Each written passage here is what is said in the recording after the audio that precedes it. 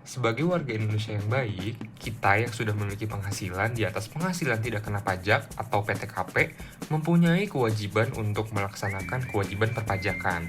Setiap tahunnya, kita harus menghitung besaran pajak dan melaporkan SPT masa ataupun tahunan sesuai dengan kategorinya.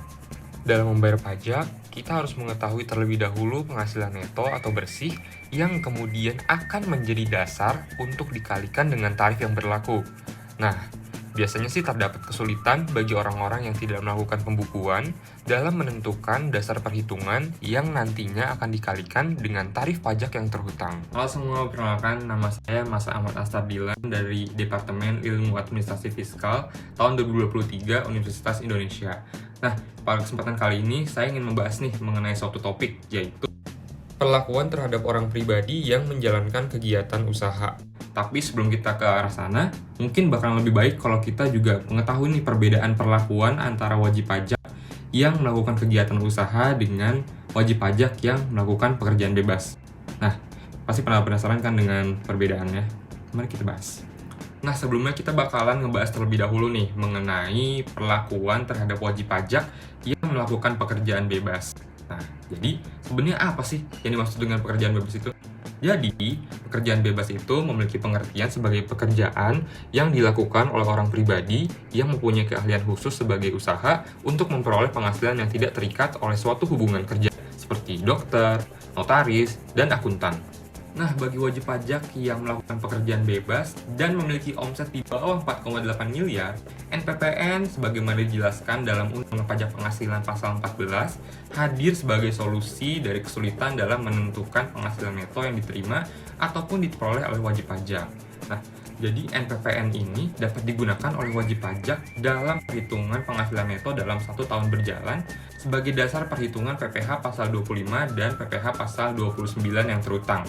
Jadi, intinya NPPN itu bertujuan untuk menyederhanakan perhitungan dalam mencari penghasilan neto.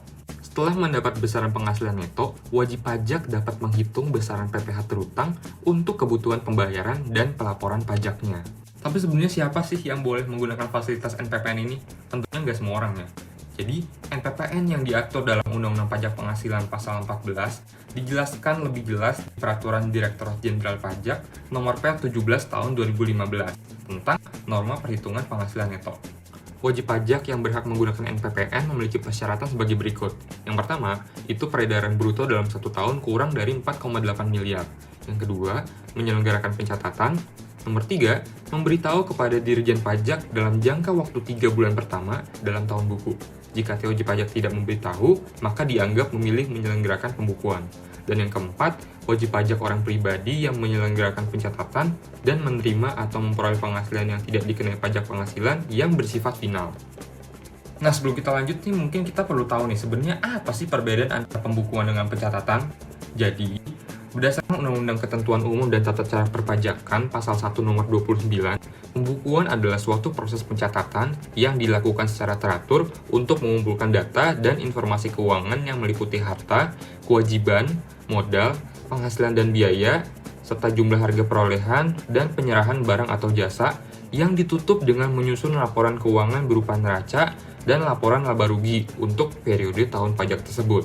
Sementara itu, pencatatan yang diatur dalam Undang-Undang Ketentuan Umum dan Tata Cara Perpajakan Pasal 28 dapat diartikan sebagai data yang dikumpulkan secara teratur tentang peredaran atau penerimaan bruto atau penghasilan bruto sebagai dasar untuk menghitung jumlah pajak yang terutang, termasuk penghasilan yang bukan objek pajak dan atau yang dikenai pajak yang bersifat final.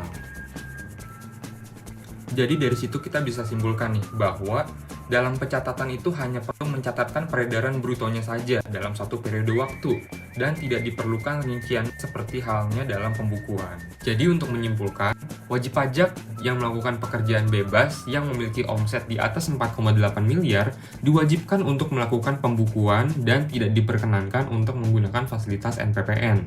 Sementara itu, wajib pajak yang memiliki omset di bawah 4,8 miliar boleh menggunakan fasilitas NPPN dan wajib untuk melakukan pencatatan, tetapi ia juga bisa memilih untuk melaksanakan pembukuan. Nah, selanjutnya kita bakalan ngebahas hal yang menjadi topik bahasan utama kita pada hari ini, yaitu perlakuan terhadap orang pribadi yang menjalankan kegiatan usaha.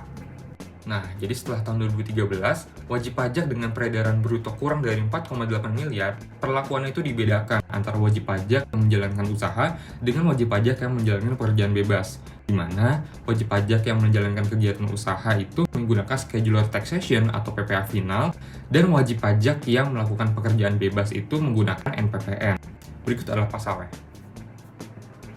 Bagi wajib pajak yang melakukan kegiatan usaha, dalam menghitung besaran pajak yang terutang, itu akan menggunakan tarif final 1% sebelum tahun 2018 dan 0,5% setelah tahun 2018, sebagaimana diatur dalam PP 23 tahun 2018, dan menggunakan dasar perhitungan penghasilan bruto. Untuk memberikan gambaran yang lebih jelas, maka akan disajikan sebuah kasus. Pada tahun 2020, Rai, seorang pengusaha tekstil, memiliki omset sebesar 2 miliar rupiah. Maka dalam menghitung besaran pajak yang terutang, Rai cukup melakukan pencatatan terhadap peredaran bruto pada tahun berjalan dan mengalihkannya dengan tarif final sebesar 0,5%. Dari hasil tersebut, maka yang ia peroleh adalah besaran pajak yang terutang yang tidak harus dikurangi dengan biaya-biaya lain dengan tujuan memudahkan perhitungan pajak yang terutang. Jadi, untuk menyimpulkan, wajib pajak yang memiliki omset di atas 4,8 miliar diwajibkan untuk melakukan pembukuan dan tidak diperkenankan untuk menggunakan fasilitas PPh final. Sementara itu, wajib pajak yang memiliki omset di bawah 4,8 miliar boleh menggunakan PPh final dan wajib untuk melakukan pencatatan, tetapi ia juga bisa memilih untuk melaksanakan pembukuan. Nah, sekian penjelasan dari saya mengenai perlakuan perpajakan terhadap wajib pajak yang melakukan kegiatan usaha. Jadi, Fiskus di sini telah menyediakan fasilitas yang dapat digunakan oleh wajib pajak dengan peredaran bruto tertentu untuk mempermudah perhitungan perpajakannya, dikarenakan mereka memang belum diwajibkan untuk melakukan pembukuan.